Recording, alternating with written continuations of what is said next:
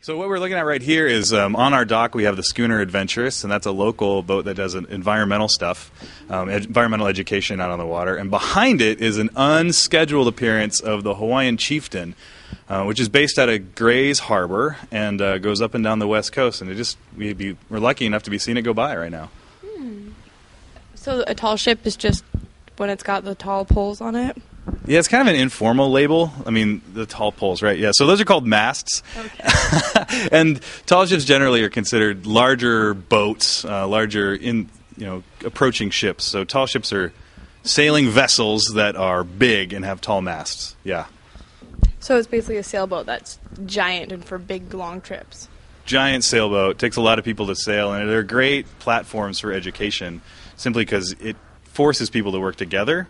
And it forces people to work together in ways where consequences are pretty real. If you're at the top of a mast and you're not working with your crew member, you could fall. And so there's real risk there. So it focuses the attention pretty well. What was your role on the tall ship?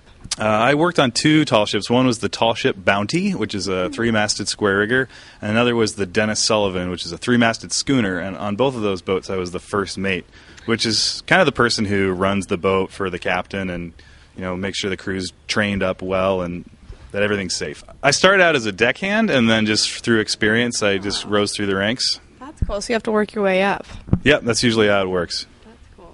And it starts, as early, kids start sailing around 7 or 8 sometimes. And so if you start real young, you learn how to sail small boats. Then you become your captain of the small boat, and then you become a deckhand of a little bit bigger boat, and you become a captain of that little bit bigger boat. And it happens like that a lot. Have you been captain of any boats? Only longboats, which are really small. I worked for Outward Bound as a longboat instructor doing seamanship courses.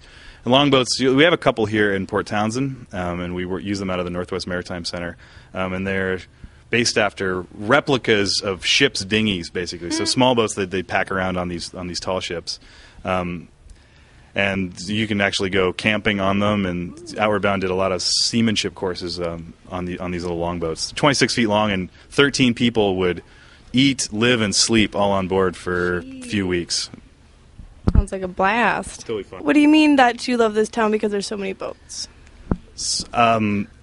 Port Townsend, I think, has the most incredible concentration of boats and maritime craftspeople and sailors of any place I've ever been. And so for someone who really enjoys boats and being on the water, it's kind of like heaven here. You look out in the bay right now, there's tall ships sailing around, there's a bunch of boats in the anchorage, the ferries going back and forth, the container ships go up and down Admiralty Inlet, and so it's just an amazing spot for someone who really enjoys the sea and being out on the water.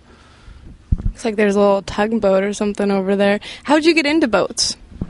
I was forced onto them when I was a child. I actually hated being on boats when I was a kid just because my family had a 26-foot sailboat that we sailed out of Bellingham, and when you're 13, you don't want to be within 26 feet of your parents all the time. At least I didn't. So I kind of got out of it for a long time and then started sailing dinghies in college, doing some racing there, and then right after college jumped on board boats sailing around on tall ships on the East Coast, and then kind of never looked back. So I've been on the water pretty much ever since. So you're the executive director of the Wooden Boat Foundation. What does that entail? Well, it's a lot of I like being on boats a lot, and has nothing to do with actually being on the boats except for fun. So my job is a lot of fundraising and making sure the facility's okay, managing people, making the budget work, that kind of stuff. Well, that's cool, crunching numbers and stuff. Numbers.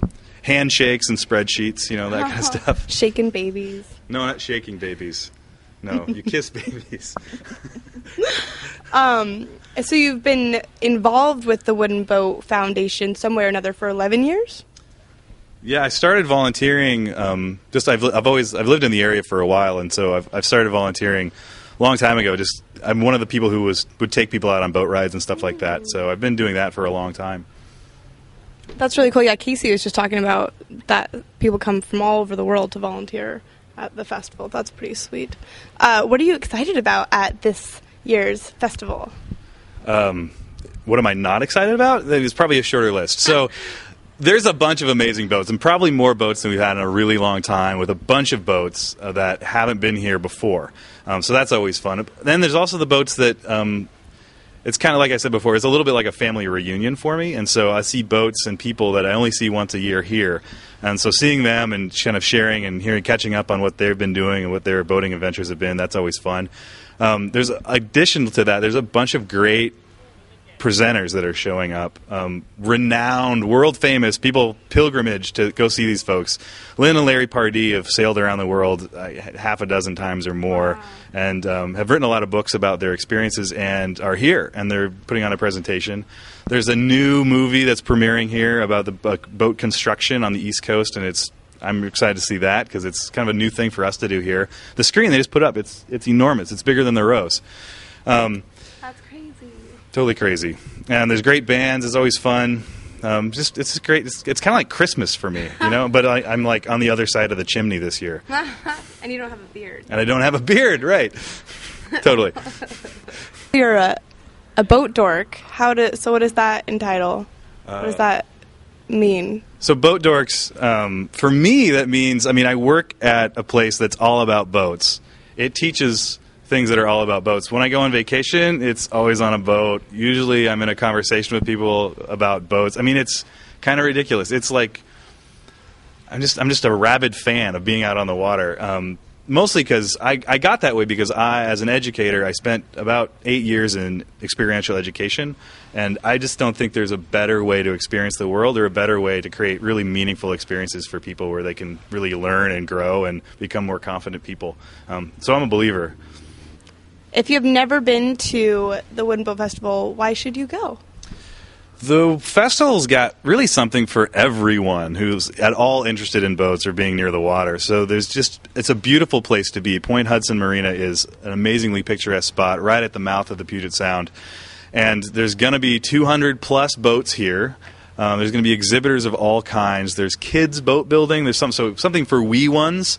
There's ways to get out on the water and go for boat rides. You can listen to great presentations or just hang out and just take it all in. It's pretty phenomenal.